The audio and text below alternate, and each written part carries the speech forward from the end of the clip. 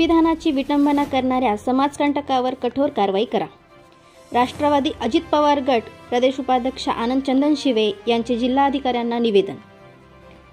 आज शनिवार दिनांक 24 डिसेंबर रोजी संध्याकाळी 6 वाजेच्या सुमारास राष्ट्रवादी काँग्रेस पार्टी अजित पवार गट प्रदेश उपाध्यक्ष आनंद चंदनशिवे यांच्या वतीने परभणी जिल्हाधिकारी यांना निवेदन.